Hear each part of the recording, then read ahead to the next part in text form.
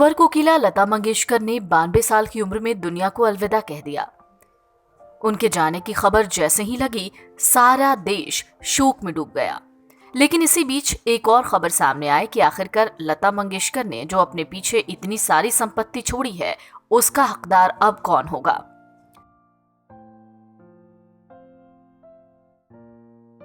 भारत रत्न से सम्मानित लता मंगेशकर ने साल 1942 में अपने करियर की शुरुआत की।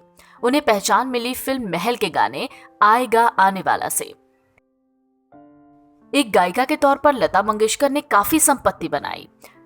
TrustedNetWorth.com की एक रिपोर्ट कहती है कि लता मंगेशकर की जो कुल प्रॉपर्टी है वो करीब 50 मिलियन अमेरिकी डॉलर के आसपास है, जो कि भारतीय रुपए के हिसाब से करीब 368 करोड़ रुपए की प्रॉपर्टी है।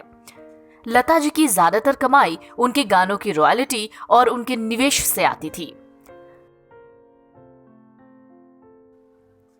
कहा जाता है कि लता मंगेशकर की पहली कमाई केवल 25 रुपए थी, लेकिन अंत तक वो करोड़ों की संपत्ति की मालकिन बन गई थी। हालांकि आखिरी समय में लता मंगेशकर की मासिक इनकम 40 लाख रुपए और सालाना इनकम करीब 6 करोड़ रुपए बताई जा रही है। उन्होंने अपनी मेहनत से ये मुकाम हासिल किया था। लता मंगेशकर का दक्षिण मुंबई के पेडर रोड पर एक घर है जिसका नाम है प्रभु कुंज भवन। वो इसी में रहा करती थीं। रिपोर्ट ये भी कहती है कि इस घर की कीमत करोड़ों में है। लता मंगेशकर कारों की शौकीन थी और उनके नाम एक शेवरले, ब्यूक और एक क्रिसलर कार है। लता मंगेशकर को फिल्म निर्माता यश चोपड़ा ने वीर ज़ारा के गाने के रिलीज होने के बाद एक मर्सिडीज कार गिफ्ट की थी। लता मंगेशकर ने कभी शादी नहीं की, इसलिए उनका अपना कोई परिवार नहीं है। ऐसे में उनके पीछे उनकी बहनें हैं और भाई हैं। लता मंगेशकर को मुखाग्नि भी उनके भाई हृदयनाथ मंगेशकर ने दी, जो कि बाद में उनकी संपत्ति के हकदार यानी मालिक हो सकते हैं। हालांकि इसके बारे में अभी तक कोई जानकारी नहीं है। 13 साल की उम्र में लता मंगेशकर ने फिल्म पहेली मंगला गौर से डेब्यू किया। लता मंगेशकर की पहली कमाई 25 रुपए थी।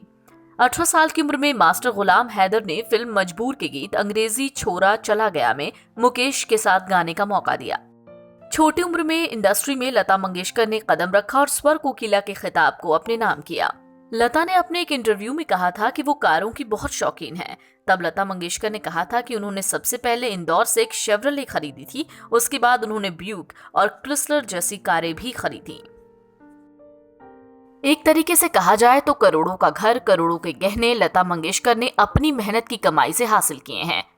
8 जनवरी को लता मंगेशकर को कोविड पॉजिटिव पाया गया था। सावधानी बरतते हुए उन्हें मुंबई के ब्रीच कैंडी अस्पताल में भर्ती कराया गया, जहां 29 दिनों से मुंबई के ब्रीच कैंडी अस्पताल में उनका इलाज चल रहा था। लेकिन बाद में उनके निधन की खबर आई। NBT ऑनलाइन की रिपोर्ट।